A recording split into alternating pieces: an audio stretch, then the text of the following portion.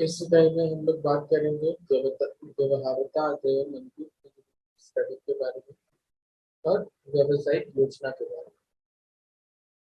सबसे पहले देखते हैं व्यवहार्यता अध्ययन क्या होता है।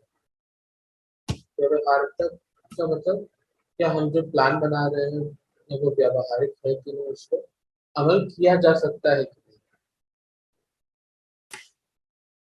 जरूरी नहीं कि हम जो भी व्यवसायिक योजना बनाए वो सही हो और उस पर अमल किया जा सके।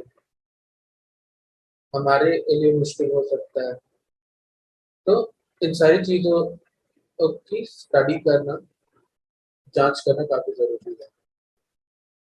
तो इंग्लिश में फीजिबिलिटी स्टडी कहते हैं।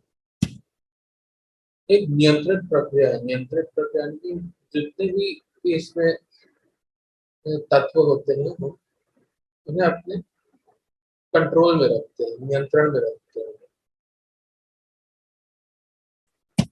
जिससे हम समस्याओं और अवसरों की पहचान करते हैं। हमारे पास जो भी ये मौके आ रहे हैं बिजनेस करने के, वो क्या क्या है और उनसे जुड़ी समस्याओं को देखने के लिए क्या क्या चीजें आ सकती है रुकावट, और किस किस चीज को दूर कर सकते हैं, किस चीज को नहीं कर सकते हैं। फिर हम अपना उद्देश्य निर्धारित करते हैं कि हमको असल में क्या चाहिए। फिर हम जो भी परिस्थितियां हैं आसपास की बिजनेस की, उनको डिटेल में लिखते हैं, उनका वर्णन करते हैं कि कानून क्या है, नियम क्या है, हमें कितने पैसे लगेंगे, कस्टमर्स की क्या चॉइस है। जितने भी हमारे पास ऑप्शंस हैं सब से जुड़ी लागत का, कितना उसमें पैसे लगेंगे, कितने मशीन लगेंगे, कितने लोग लगेंगे, ये सारी चीजें लागत यानी कि पूंजी में आती है। और फिर जितना हम लागत लगाएंगे उसके हिसाब से हमको कितना लाभ मिलेगा, कितना मुनाफा होगा। तो इन सारी चीजों को हम देखते हैं और आकलन करते हैं इनका। व्यवहार्यता अध्ययन का क्या उपयोग है, देखते हैं किस काम में आता है। व्यापार चलाने के लिए जितने भी जरूरी संसाधन है, चाहे वो लोग हो गए, मशीन हो गई, चाहे वो कच्चा माल हो गया, चाहे वो बिल्डिंग हो गया, इन सब की एक सूची बनाने के लिए, फिर जितने भी समस्याएं हैं उनका समाधान निकालने के लिए। कोई समस्या का समाधान अगर नहीं है तो बिजनेस प्लान हम देखेंगे तो जो चीजें हमारे हाथ में अगर है उनको अगर हम कर सकते हैं, वो काफी महत्वपूर्ण है हमारे लिए। तो हम उस बिजनेस प्लान को ले सकते हैं। फिर हम पैसे हमें चाहिए होंगे तो हम निवेशकों के पास जाएंगे, हम लोन देने वाले लोगों के पास जाएंगे, उनसे हम इन्वेस्टमेंट मांगेंगे या ऋण मांगेंगे। तो इसके लिए एक मार्केटिंग स्ट्रैटेजी यानी कि विपणन रणनीति के रूप में ये व्यवहार्यता अध्ययन काम आएगा। हम उन लोगों को दिखा सकते हैं कि हमारा बिजनेस काफी मुनाफा देगा, आगे नुकसान कम होगा, तो लोग हमारे बिजनेस में निवेश करना, हमें लोन देना सही समझे। और हमें एक व्यवसायिक योजना बनानी होगी, तो उसके लिए हम एक नीति तैयार करेंगे और वो होगा व्यवहार्यता अध्ययन। कितने प्रकार होते हैं ये देख सकते हैं। पहले तो बाजार की व्यवहार्यता देखेंगे कि हमारे कस्टमर जो है इनको हमारा बिजनेस पसंद आएगा कि नहीं, जो उनको दे रहे हैं वो उन्हें सच में चाहिए कि नहीं, उनकी जरूरत को पूरा करता है या नहीं। हमारे लिए कस्टमर ढूंढना आसान रहेगा या मुश्किल रहेगा। फिर तकनीकी व्यवहार्यता, काफी सारी तकनीकी चीजें होती है, हमें उत्पादन करना है, हमें ऑपरेशंस पे ध्यान देना है। तो ये सारी चीजें हो पाएंगी कि नहीं, सही तकनीक हमारे पास है या नहीं, या फिर तकनीक पर अगर हम पैसा खर्च करेंगे तो वो सही मुनाफा देगा या नहीं। तो वित्तीय व्यवहार्यता हमारे पास पैसे कितने हैं, कितने आ सकते हैं, कितने मिल सकते हैं, कितने लगाने होंगे। फिर संगठनात्मक व्यवहारिता, हमारे पास लोग कैसे कैसे होंगे, वो लोग हम हर पास काम करना चाहेंगे, ये सारी चीजें। हमें काफी जगह अपने ऑफिस बनाने होंगे तो वो हम बना सकते हैं। इसकी विशेषताएं क्या होती है देखते हैं।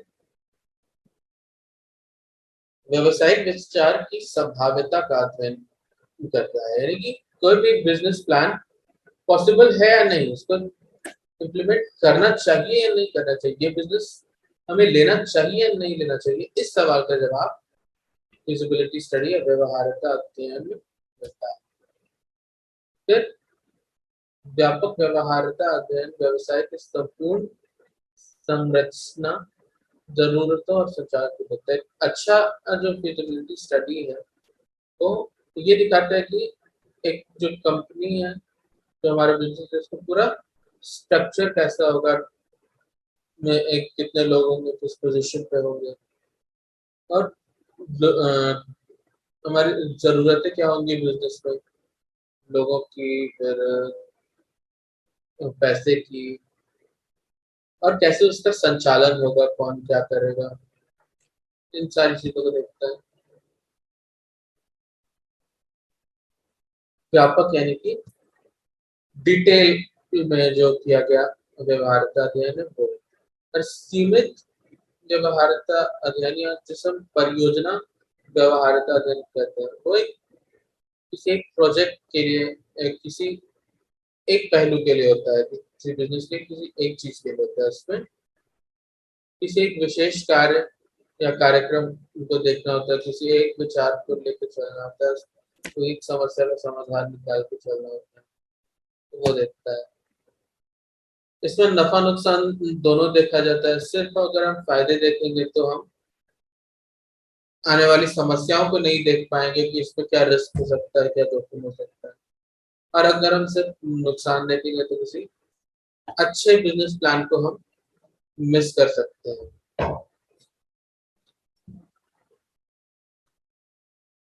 तो जितनी भी समस्याएं उनका समाधान होगा।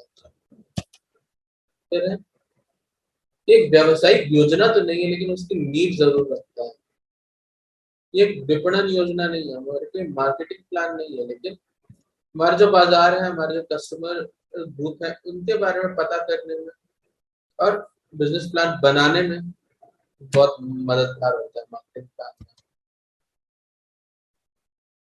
अगर हम किसी निवेशक से या कर्ज देने वाले से लोन मांगेंगे या पैसे मांगेंगे तो उसके लिए हमें अपना फिजिबिलिटी रिपोर्ट या व्यवहार्यता अध्ययन का रिपोर्ट देना जरूरी है।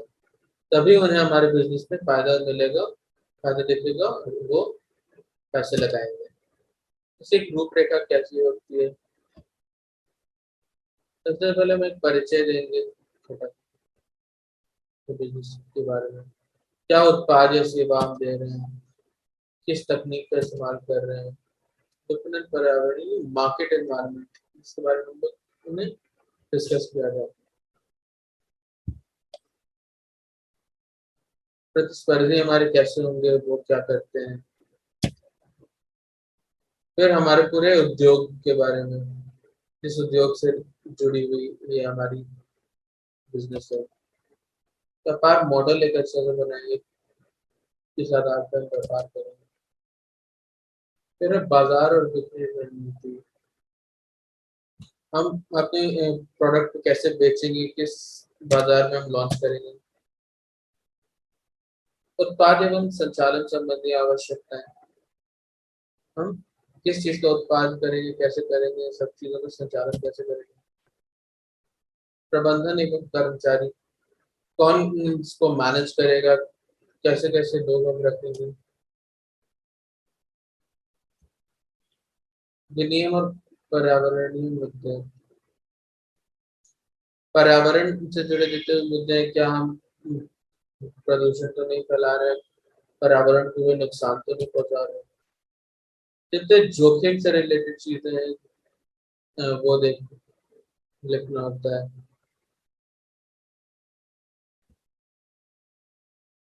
वित्तीय भविष्यवाणी यानी कि आगे हमें किन लोगों से पैसे मिल सकते हैं, कितना हम कमा सकते हैं। फिर निष्कर्ष यानी कंक्लूजन।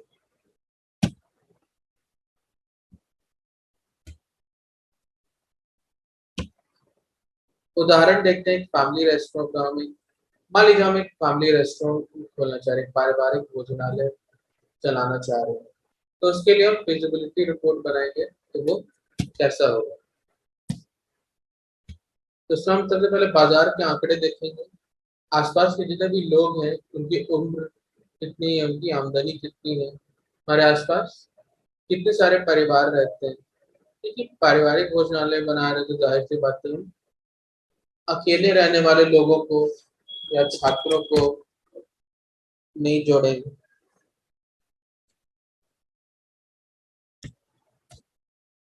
संभावित स्थान, किस तरह के जगह पे हम रख सकते हैं अपना ये फैमिली रेस्टोरेंट।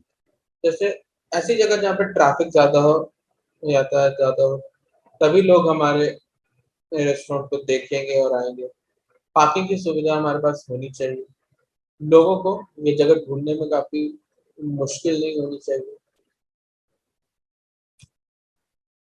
फिर प्रतियोगिता के बारे में, कैसे हमारे आसपास के लोग रहेंगे, आसपास कितने सारे रेस्टोरेंट है, वो किस तरह के भोजन देते हैं, क्या शैली है, किस तरह के लोगों को वो टारगेट कर रहे हैं।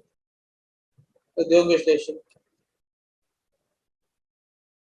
पूरा रेस्टोरेंट इंडस्ट्री का हम देखेंगे कि क्या स्थिति है, उस पर लोगों की क्या नापसंद है, क्या पसंद है। फिर मांग एवं आपूर्ति स्थिति, हमारे खाने के लिए एक चीजें हमें चाहिए बनाने के लिए। फिर उनकी सप्लाई सही है कि नहीं। विकास क्षमता, हम देखेंगे कि हम कितना डेवलप कर सकते हैं अपने बिजनेस को। आर्थिक माहौल आजकल कैसा है, रेस्टोरेंट खोलने लायक है या नहीं। क्या रेस्टोरेंट जो बंद होते हैं वो किन कारणों से होते हैं, क्या वे रेस्टोरेंट खोलेंगे तो फायदा होगा। फिर लागत संरचना, यानी मेन्यू पे जितनी भी चीजें हैं सबकी लागत को तोड़ेंगे कि उसमें जैसे कोई एक डिश है, उसमें क्या क्या सामान लगा बनाने में, हमारे पास बर्तन है, फिर चम्मच है, सारी चीजों पे हम पैसे लगाएंगे तो सब तो हम लागत में जोड़ेंगे। लोगों को पैसे ये देने हैं, टेबल कुर्सी लगानी है, ये सारी चीजें तो देखेंगे। और फिर हमारे जितने भी सप्लायर्स हैं प्रमुख, वो कितनी एक कीमत लगा रखे हैं सामान की, और उचित खाद्य लागत, यानी खाने पीने की जितनी लागत लग रही है, पैसे लग रहे हैं, उसका हमको अंदाजा करना होगा। फिर व्यावसायिक योजना क्या होती है, हम एक नया उद्यम शुरू करते हैं तो जितनी भी चीजें हैं, हर चीज का एक समरी होता है, एक सारांश होता है। ये बताते हैं कि व्यवसाय के लक्ष्यों को पूरा करने के लिए संसाधनों का उपयोग कैसे होगा। हमारे पास जितने भी रिसोर्सेज हैं, हम उन्हें अपने लक्ष्य को हासिल करने के लिए कैसे इस्तेमाल करेंगे। हमारा प्रगति का मापदंड क्या होगा, यानी कि हम कितनी बढ़ोतरी कर रहे हैं, कितनी तरक्की कर रहे हैं, इसको हम कैसे नापेंगे। क्या हम मार्केट में कितने फैल गए हैं इससे देखेंगे, या कितना पैसा कमा रहे हैं इससे देखेंगे हम। फिर हम हमारे पास कितने कस्टमर्स आ रहे हैं, इन चीजों को देखेंगे। व्यावसायिक योजना का उपयोग किस काम में आता है, बिजनेस प्लान।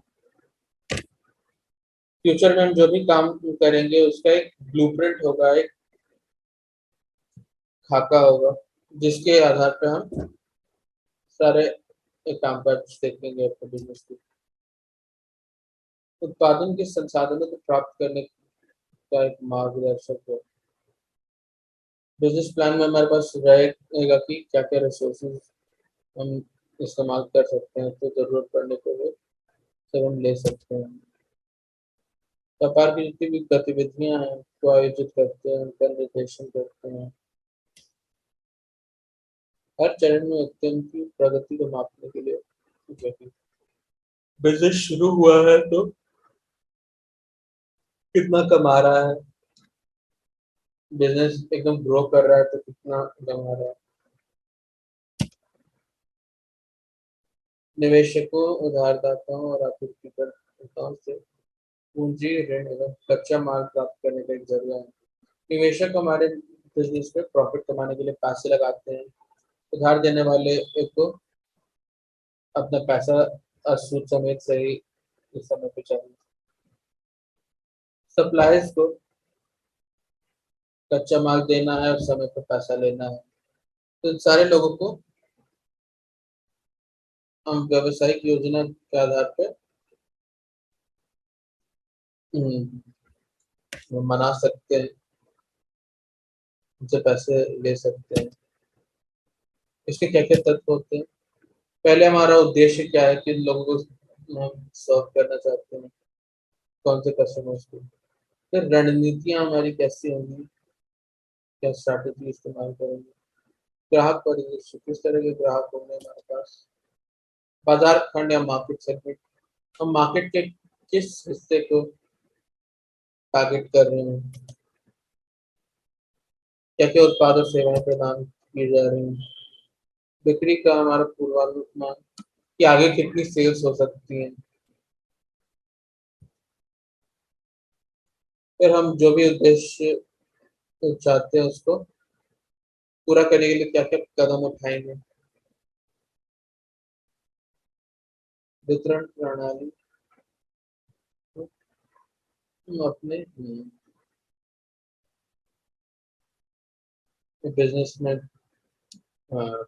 किस कितने चैनल्स के थ्रू लोगों तक अपनी सेवाएं या उत्पाद पहुंचाएंगे। जैसे बीच में होलसेलर और रिटेलर होते हैं, कि हम खुद से ग्राहकों को पहुंचाएंगे या फिर मध्यस्थों का सहारा लेंगे। प्रचार गतिविधियां, किस तरह से हम प्रचार प्रसार करेंगे अपना। मूल्य निर्धारण का फैसला, कि हम अपना कॉस्ट किस आधार पर तय कर रहे हैं। प्रस्तावित व्यापार योजना, इसमें पहले हम परिचय देंगे अपने व्यापार का, अपने उद्यम का, किस तरह के संगठन योजना, क्या ये एक पार्टनरशिप होगा या कंपनी होगा या सोल प्रोप्राइटरशिप होगा। उत्पादन योजना हम बनाएंगे, किस तरह से चीजें प्रोड्यूस करेंगे। कितने सारे लोग हमारे पास होंगे इस पोजीशन पे। विपणन योजना, कैसे हम अपने प्रोडक्ट को कस्टमर तक पहुंचाएंगे। वित्तीय योजना, किस तरह से हम पैसे लेंगे, कहाँ से लेंगे। और फिर विविध और बाकी ये सारी छोटी छोटी। अब भाई फैमिली रेस्टोरेंट का उदाहरण देखते हैं कि उसका हम एक बिजनेस प्लान अगर बनाएंगे तो क्या क्या हो सकता है। तो उनका परिचय, अपने बिजनेस के बारे में देखेंगे कि हम किस ग्राहक समूह को टारगेट कर रहे हैं। परिवार हो गए, तो कुछ लोग अपने मित्रों के साथ आए या सहकर्मचारियों के साथ आए। किस तरह के व्यंजन हम रखेंगे, इंडियन, चाइनीज, किस किस जगह पे हम रखेंगे। क्या वो बहुत अंदर होगा या फिर बिल्कुल मेन रोड पे होगा। परिवेश वहाँ का कैसा होगा, क्या एकदम युवाओं के लिए जिस तरह से कैफे होते हैं, रेस्टोरेंट होते हैं, वैसा होगा या फिर थोड़ा सा सादा हल्का फुल्का माहौल ही होगा। संगठन योजना कैसी होगी, अब तो एकल सामग्री यानी कि सोल प्रोप्राइटरशिप हो या साझेदारी के रूप में पार्टनरशिप या फिर एक कंपनी के रूप में हो सकता है। उत्पादन योजना, जितने भी व्यंजन है उनके लिए कच्चा माल चाहिए। सब्जियां हो गए, आटा हो गया, दाल हो गया, जितने भी आपूर्ति करते हैं हमारे, उनके बारे में इंफॉर्मेशन। उत्पादन लागत कितनी है, व्यापार योजना, फिर आएगा मानव संसाधन योजना। इसमें किस तरह के कर्मचारियों के प्रबंधन होंगे, वेटर होगा, कुक होगा, कितने होंगे, और कहाँ से हम लेकर आएंगे, किनसे हम संपर्क करके इन लोगों को लेकर आएंगे, उनको हम कितना वेतन देंगे। फिर विपणन योजना की मार्केटिंग प्लान हमारी कैसे होगी? क्या हम पर्चे बांटेंगे, पोस्टर लगवाएंगे, या फिर स्वयं कुछ परिचित लोगों को जानकारी देंगे। वित्तीय योजना की पैसे कहाँ से लाएंगे, लागत नहीं होगी, निवेश कौन करेगा, कितना हम लोन के थ्रू लेंगे, और कितना हम शेयर इक्विटी के रूप में लेंगे। तो यहाँ पे हम वीडियो समाप्त करते हैं, हम अगले वीडियो में जल्दी करेंगे आपसे।